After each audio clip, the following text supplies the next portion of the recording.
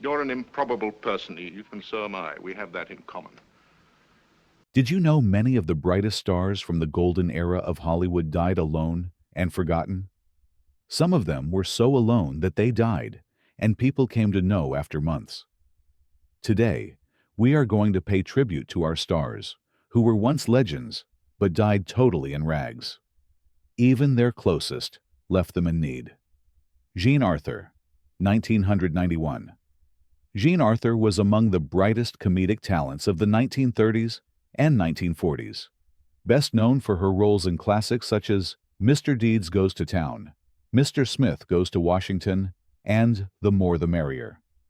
Her distinctive, somewhat husky voice and knack for delivering wry lines made her a favorite of directors like Frank Capra, and she endeared herself to audiences who saw her as a charming but strong-willed heroine. Despite her on-screen warmth, Arthur was intensely private, declining interviews and avoiding Hollywood social circles whenever she could. In 1953, Jean Arthur abruptly decided to retire from film, a move that baffled many fans and industry insiders. She largely retreated from public life, living a reclusive existence in upstate New York. In her later years, Arthur taught drama at Vassar College and North Carolina School of the Arts, but never sought the public spotlight again. When she died of heart failure in 1991, she had long been out of the public eye. The beloved comedic star who once graced the screen alongside Gary Cooper and James Stewart passed away quietly. Her final chapter, a stark contrast to the vibrant roles that once captured the hearts of millions. Clara Bow, 1905 to 1965. Clara Bow personified the roaring 1920s flapper spirit more than any other star of her day. Dubbed the It Girl, following her breakout performance in the 1927 film It, she effortlessly channeled youthful energy, sex appeal, and modernity. Bow was the ultimate box office draw for Paramount Pictures during the silent era, and her expressive face radiated joy and mischief, captivating audiences worldwide. Yet behind the vivacious facade lay a troubled childhood. She was born into dire poverty, subjected to neglect and abuse, and never found lasting emotional stability, even amid Hollywood's bright lights. Transitioning to talkies proved a challenge for Bow, who suffered from microphone fright and found the grueling production schedules mentally exhausting. Rumors of scandal, some real, many exaggerated, mounted, and Bow became fodder for gossip columns, which intensified her anxiety. By the early 1930s, she withdrew from films entirely, dedicating herself to domestic life. The promise of her stardom fizzled as she battled mental health issues in seclusion. When she died of a heart attack in 1965 while watching television alone in her modest home, the public barely took notice.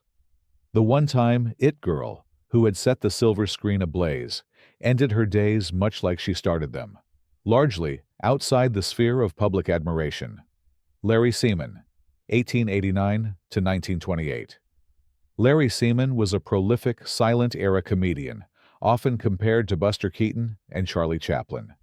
His slapstick humor, elaborate stunts, and grandiose set pieces made him a standout at the height of his popularity.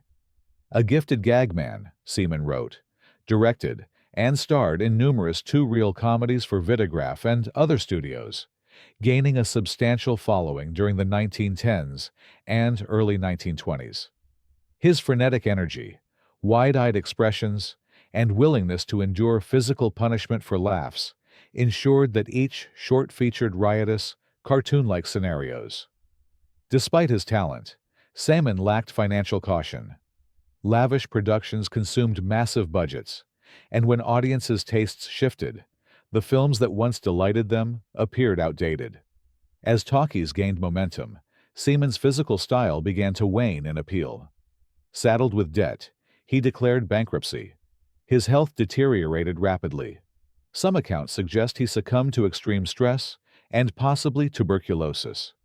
He died in 1928 at just 39 years old, reportedly penniless in a sanitarium. Overshadowed by comedy giants like Chaplin and Keaton, Semon was largely forgotten after his death. His imaginative comedic style, which once made him a box office contender, failed to secure him a lasting legacy in film history. Theda Bara, 1885 to 1955. Theda Bara was cinema's first true sex symbol, often dubbed the Vamp for her sultry on-screen persona. Rising to stardom with A Fool There Was, she entranced audiences with her provocative costumes and hypnotic gaze. For Fox Studios, Bara was a lucrative asset who guaranteed controversy and ticket sales by portraying seductive and often destructive heroines. The studio systematically fabricated a backstory about her being the daughter of an Eastern mystic, though in truth, she was Theodosia Goodman from Cincinnati. This calculated mystique helped her become one of the highest-paid actresses of the 1910s. When public tastes shifted and more wholesome flappers like Mary Pickford and Clara Bow came into vogue, Bara's popularity declined sharply. By the 1920s, her brand of vampish seduction seemed outdated. Many of her films were lost in a tragic fire at Fox Studios in 1937, erasing much of her cinematic legacy. Bara lived quietly afterward, spending her time with her husband and distancing herself from Hollywood. She died of stomach cancer in 1955, leaving behind a ghostly legacy, an icon of silent cinema whose existing body of work was mostly destroyed and whose famed vamp image had all but vanished from mainstream memory. Mary Pickford, 1892 to 1979. Called America's sweetheart, Mary Pickford was one of the most influential figures of early Hollywood. Along with D.W. Griffith, Charlie Chaplin, and Douglas Fairbanks, she co-founded United Artists in 1919, pioneering a new model of star-driven film production. Her golden curls and innocent roles in films like Rebecca of Sunnybrook Farm and Pollyanna endeared her to global audiences, and she became one of the wealthiest women in the film industry.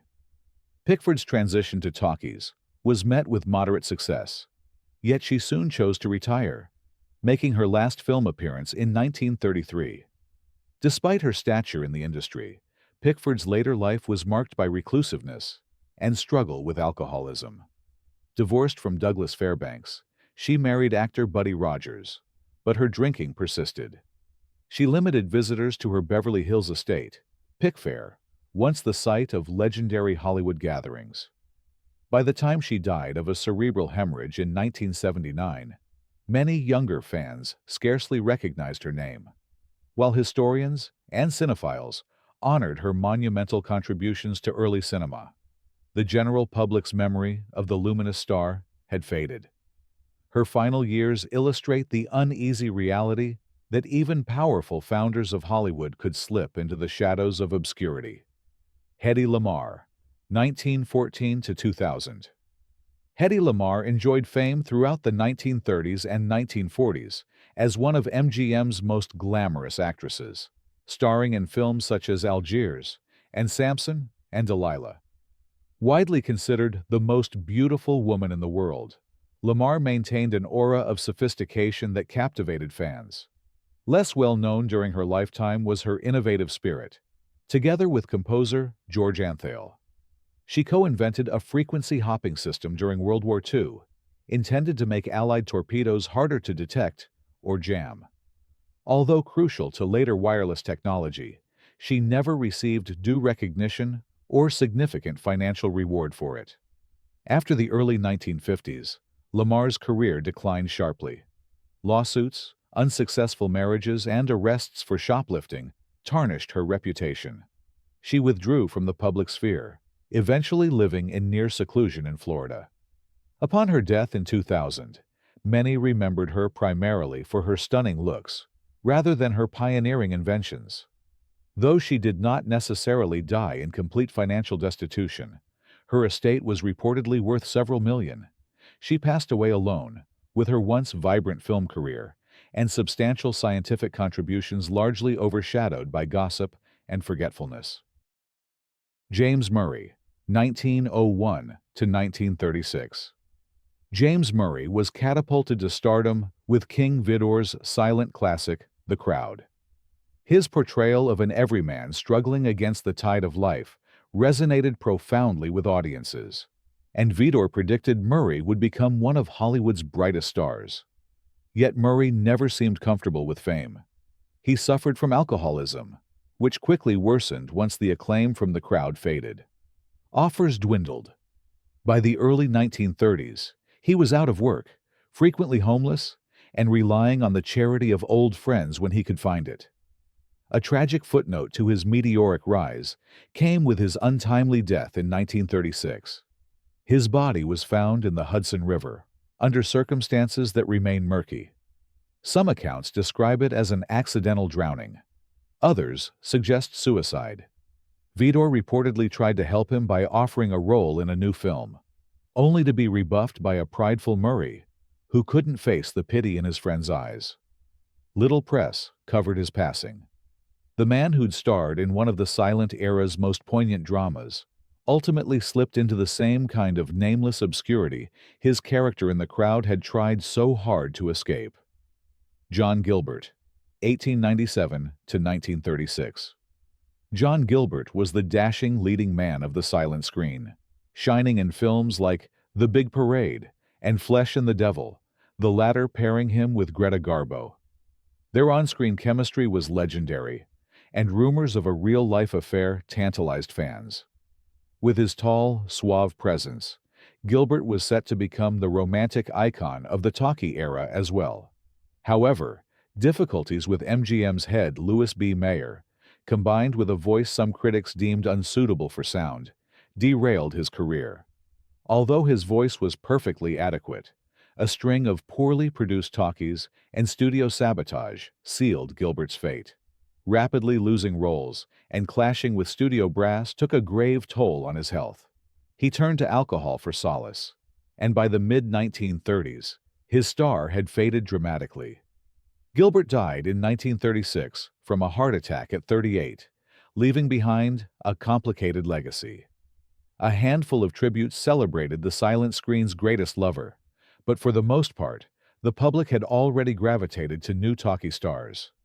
His swift rise and fall remain emblematic of the cruel transitions that marked Hollywood's early sound era. King Baggot, 1879 to 1948. Before fame was measured by social media followers, King Baggot was arguably one of the most recognized faces in early silent cinema. Between 1909 and 1916, he starred in over 100 films and directed dozens more. Dubbed the most photographed man in the world at the height of his popularity, Baggot's name on a marquee could guarantee sizable audiences eager to watch his dashing portrayals of swashbucklers or romantic heroes.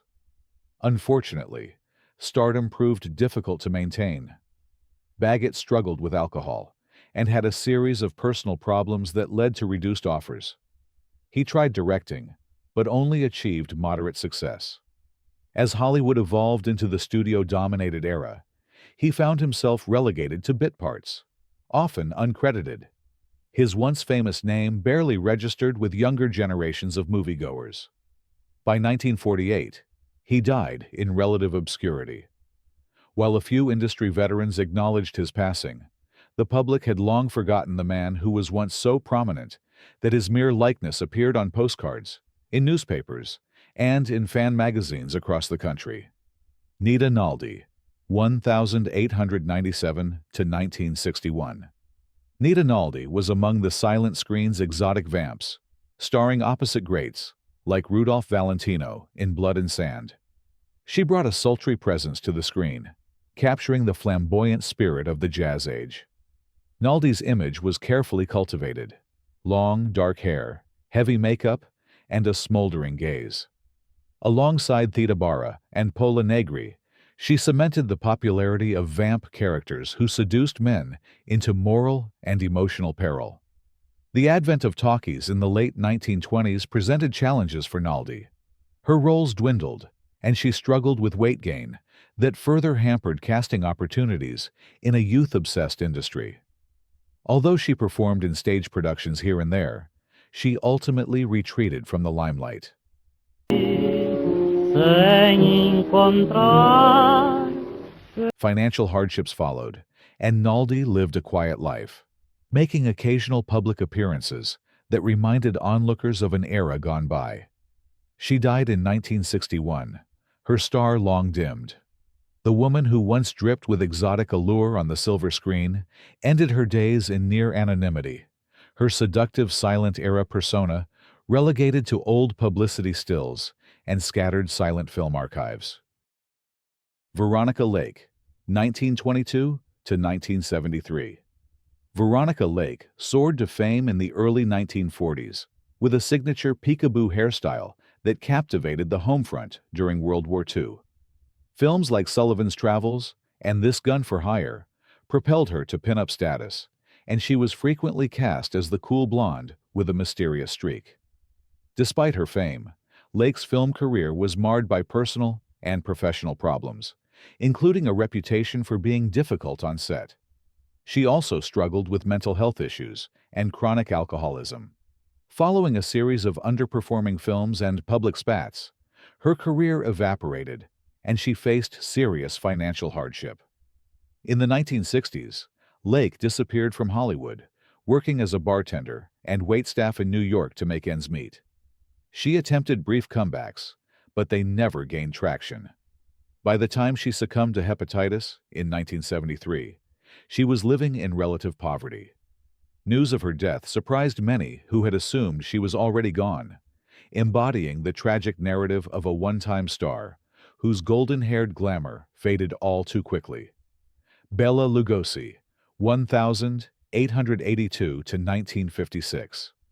Hungarian-born Bela Lugosi achieved immortal fame as Count Dracula in the 1931 Universal classic.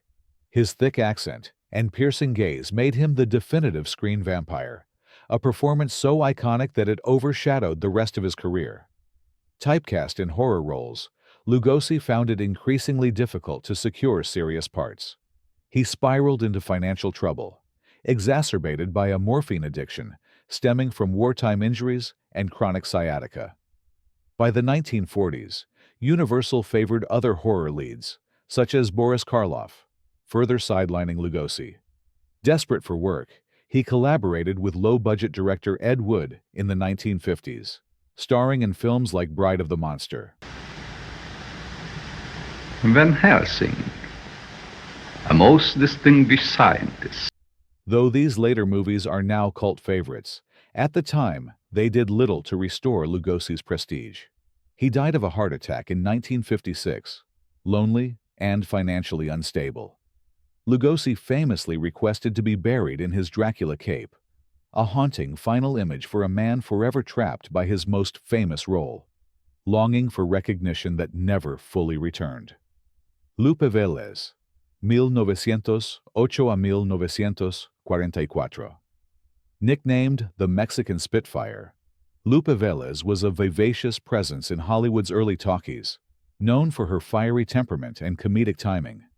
She starred in films such as The Girl from Mexico and the subsequent Mexican Spitfire series.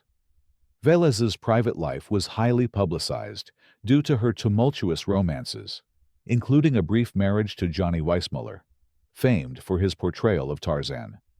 Despite her natural comedic gifts, Velez found it difficult to break free from stereotypical roles that capitalized on her accent and fiery persona.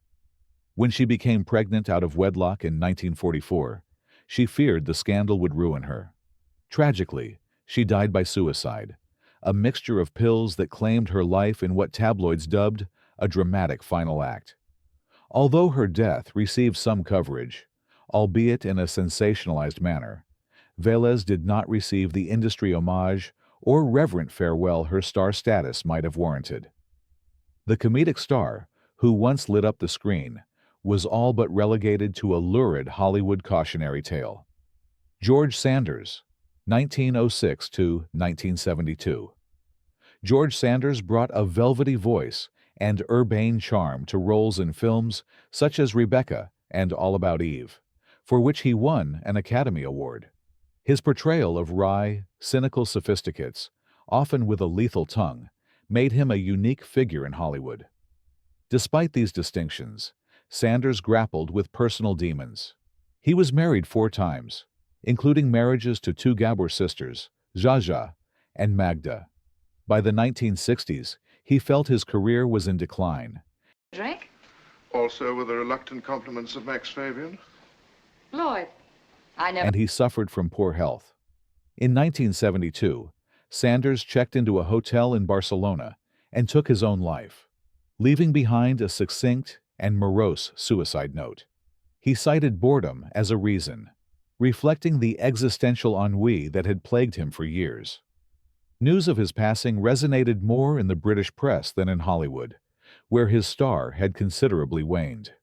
Sanders, once celebrated as a refined villain or suave leading man, faded from popular consciousness soon after the headlines disappeared.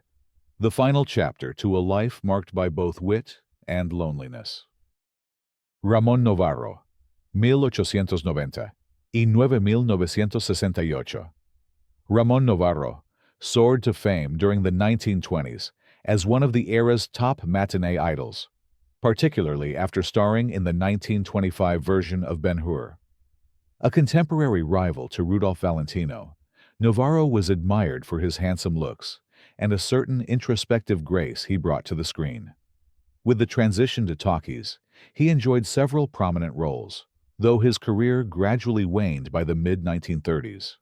Throughout his life, he concealed his homosexuality from the public to protect his career, enduring the suffocating secrecy demanded by the studio system. Tragically, Novarro's story ended in violence. In 1968, he was murdered in his Hollywood Hills home by 2 young men who believed he kept large sums of money hidden there. The brutal details of his death gained brief sensational coverage, but the public had largely forgotten the once celebrated star of silent epics. While film enthusiasts continue to remember his contributions to Hollywood's golden age, the circumstances of his lonely death overshadowed what should have been a more dignified remembrance of a groundbreaking Mexican-born leading man. Marjorie Rambeau, 1889 to 1970. Marjorie Rambeau carved out a notable career as a character actress in the 1920s and 1930s. She garnered critical acclaim and even Academy Award nominations for her supporting roles in films like Min and Bill and Primrose Path. Rambeau was a mainstay in Hollywood's golden era, respected for her versatility in portraying tough-talking women or maternal figures. However, she never quite reached the pinnacle of stardom enjoyed by some of her contemporaries. As the years passed, Rambeau's roles became smaller, often uncredited cameos. Like many aging actresses, she found the industry had little interest in her talents once she surpassed a certain age. She remained active in television and minor film roles during the 1950s, but public memory of her earlier heyday dimmed. When she died in 1970, there was limited press coverage, an ironic fate for a performer who had once been recognized by the Academy. Her extensive filmography, reflective of a seasoned character actor's hard work, never secured her an enduring place in the public imagination. Vera Vague, Barbara Jo Allen, 1906–1974. Barbara Jo Allen was better known by her screen persona, Vera Vague. A ditzy comedic character, she performed in numerous short films and featurettes from the late 1930s into the 1950s. Her delightful mix of scatterbrained dialogue and impeccable timing made her a familiar presence in RKO and Columbia comedies. Off-screen, Allen was quite different. An educated and articulate woman who also contributed her voice to radio programs. Despite occasional success, the Vera Vague character type quickly fell out of fashion as audience tastes shifted. Allen struggled to find fresh opportunities and largely retired after a few final guest appearances on television. She lived out her later years quietly, involved in charitable works and seldom seeking the spotlight. She passed away in 1974 with little fanfare from mainstream media, her comedic alter ego largely forgotten by audiences who had moved on to newer comedic styles. Her story testifies to the fleeting nature of stardom, especially for comedic support players in a crowded Hollywood landscape. Nelson Eddy, 1901 to 1967. Nelson Eddy was a classically trained baritone who enjoyed considerable fame in the 1930s and 1940s, often paired with soprano Jeanette MacDonald in lavish Metro-Goldwyn-Mayer musicals such as Naughty Marietta and Rosemarie. These highly romantic operettas proved box office gold, and Eddy's rich voice earned him legions of devoted fans. Beyond film, he performed extensively on radio and in concert halls, reinforcing his status as a popular music star of his era. Yet tastes in musicals and operetta changed following World War II, and Eddy found himself typecast and struggling to break new ground. His film roles grew scarce, prompting him to turn to nightclub and stage performances. While still well regarded among older audiences, he failed to maintain widespread appeal. By the 1960s, Eddy had faded considerably from the public's active memory. He died of a stroke in 1967. Though his passing was noted in entertainment trades, it did not command the significant national mourning one might expect for a one-time megastar.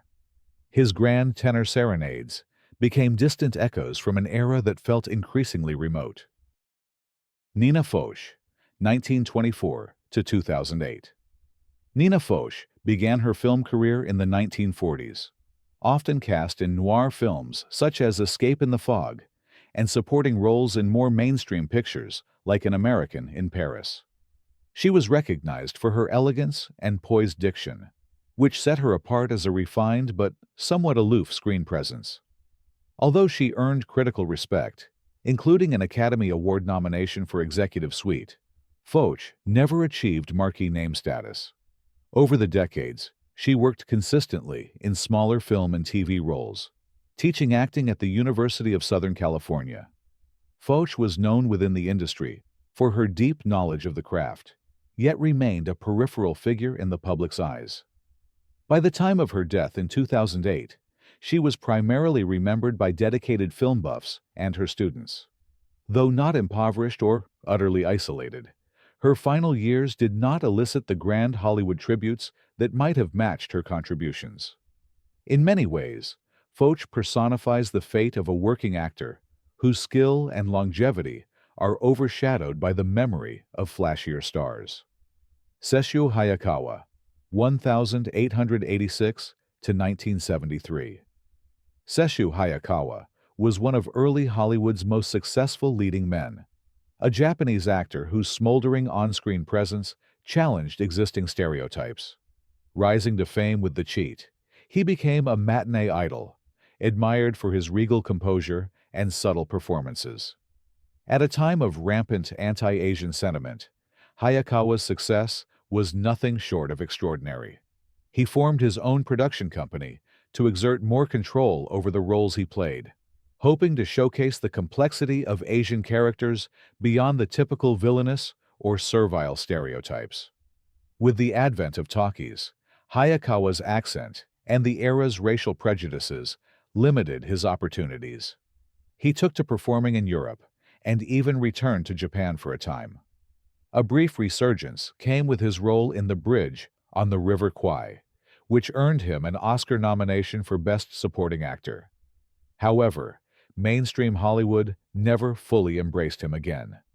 He died in Tokyo in 1973, his once illustrious stateside career largely forgotten by younger American audiences. Today, Hayakawa's pioneering work is largely recognized by film historians, but he remains another golden era figure who passed quietly from the collective cultural memory. Marie Prevost, 1898 to 1937. Marie Prevost was a Canadian-born actress who rose to popularity in the silent era, later transitioning into comedic roles during the early talkies. Known for her sparkling wit and playful demeanor, she appeared in films directed by Ernst Lubitsch and worked alongside many prominent stars of the 1920s. Yet despite her initial successes, Prevost's career took a sharp downturn after a series of personal and professional setbacks, including battles with her weight, which the industry press cruelly documented.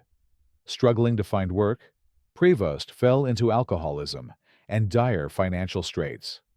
By the mid-1930s, she was living alone in a modest Los Angeles apartment. In 1937, her body was found after neighbors complained of a barking dog. Her pet had stayed by her side for days. The grim details made headlines, but public interest quickly waned. Her lonely death underscored the cruel reality that a one-time starlet, beloved by audiences in comedic romps, had slipped into anonymity, with only tabloid-like coverage marking her final tragedy. Florence Lawrence, 1886 to 1938. Florence Lawrence carries the somber title of the first movie star. Before the concept of film celebrity was firmly established, Lawrence was the face audiences recognized in early, silent one-reelers, produced by the Biograph Company. Her popularity soared so quickly that studios began using her name in marketing, an unheard-of strategy at the time. As a trailblazer, Lawrence inadvertently helped establish the very idea of a star, whose name alone could draw viewers. However, her fame did not last. Injuries on set, shifts in studio politics, and personal misfortunes eroded her career. By the 1920s, she found it nearly impossible to secure roles. Financial desperation and chronic pain haunted her final years. In 1938, she took her own life by ingesting poison, dying in almost total anonymity, despite her monumental role in film history. The irony of her fate, that the woman responsible for pioneering movie stardom died largely forgotten, remains one of Hollywood's earliest and saddest cautionary tales. Frances Farmer, 1913 to 1970. Frances Farmer epitomized the cautionary tale of a star undone by mental health challenges and a harsh studio system. She gained prominence in the mid-1930s, praised for her performances in films like Come and Get It. Outspoken and unwilling to play the Hollywood game of publicity and compliance, Farmer soon garnered a reputation for being difficult. A series of public outbursts and legal troubles ensued, culminating in her institutionalization. Farmer endured barbaric psychiatric treatments, including electroshock therapy and rumored lobotomies, though the latter remains debated by historians. She attempted brief comebacks, but never reclaimed her early potential.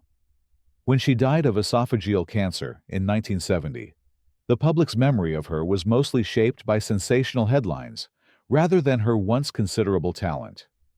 While later generations rediscovered her via books and films about her life, at the time of her death, Farmer was a reclusive figure whose once bright star had long since flickered out.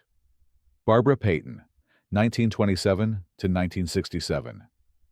Barbara Payton launched her career as a promising starlet in the late 1940s, landing a contract with Universal. Blonde, statuesque, and radiating sultry appeal, she secured roles in films like Trapped. However, her tumultuous personal life quickly overshadowed any career momentum. Publicized affairs with actors like Franchot Tone and Tom Neal led to scandal, culminating in notorious tabloid coverage of violent altercations. With her reputation in tatters, Payton found roles scarce. Her lifestyle spiraled into substance abuse and prostitution. By the 1960s, she was destitute, living in rundown motels. She authored a candid autobiography, I Am Not Ashamed, detailing her decline, but it did little to revive her prospects. Payton died of heart and liver failure in 1967, just 39 years old. Although headlines noted her death, they were overshadowed by a sense of grim inevitability. The tragic arc of her life stands as a stark reminder of how quickly and brutally Hollywood could discard those deemed unmanageable. Peg Entwistle, 1908 to 1932. Peg Entwistle remains a symbol of Hollywood heartbreak, though her actual screen time was minimal. A promising stage actress, she came to Hollywood seeking success in films. She managed to secure a role in 13 Women, but the film underperformed, and her part was reportedly cut down. Depressed and out of work, Entwistle famously climbed the H of the Hollywoodland sign and jumped to her death at just 24. Her suicide letter expressed despair over her inability to find success in the film industry. Though the tragedy garnered lurid newspaper attention, Entwistle's name soon slipped away from collective memory, overshadowed by bigger stars and daily studio churn. She became an urban legend, cautioning about the perils of stardom, known in tabloids as the Hollywood Sign Girl, forever linked to that iconic landmark, rather than a robust body of work. Mabel Normand, 1892 to 1930. Mabel Normand was one of the earliest comedic stars, working closely with Mack Sennett and Charlie Chaplin. Dubbed the Queen of Comedy, her vivacious slapstick and expressive face helped define silent-era humor. She starred in numerous Keystone comedies, directing and writing for some of them too. A remarkable feat for a woman in early Hollywood. However, Normand became entangled in scandals that included the shooting of director William Desmond Taylor, in which she was not implicated in the crime, but her association damaged her reputation, and another incident involving her chauffeur. While her talent was undeniable, the controversy torpedoed her career. Ill health, exacerbated by tuberculosis, forced her to slow down. She died in 1930 at just 37, overshadowed by sensational headlines that belied her vital contributions to early film comedy. The comedic genius, who once reigned on the silent screen, left behind a tarnished legacy too often reduced to rumor and innuendo. Roscoe Arbuckle, 1887–1933. Roscoe Arbuckle was among the highest-paid Hollywood stars of the 1910s, a comedic giant who mentored the likes of Buster Keaton.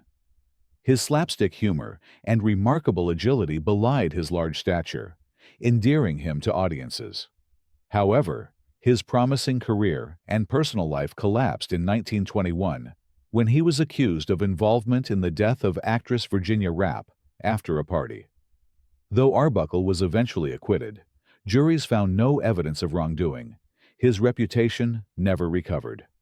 Blacklisted by the major studios, he worked behind the scenes under a pseudonym. By the early 1930s, he had begun to rebuild his career, signing a contract to star in short comedies. Tragically, he died of a heart attack in 1933, at just 46, reportedly on the very night he celebrated signing a new film deal. The scandal had irreparably tarnished his image, leading many fans and contemporary observers to wrongly believe in his guilt. Long overshadowed, Arbuckle's comedic genius was only truly reappraised decades later, well after his lonely death. Billie Dove, 1903–1997. Billie Dove, once called the American Beauty, was a major star in the silent era, gracing the screen in films like The Black Pirate with Douglas Fairbanks. She was admired for her stunning looks and delicate grace, which made her a popular leading lady. Yet when talkies arrived, Dove, who had a perfectly fine speaking voice, nonetheless began to lose her passion for the rapidly changing industry.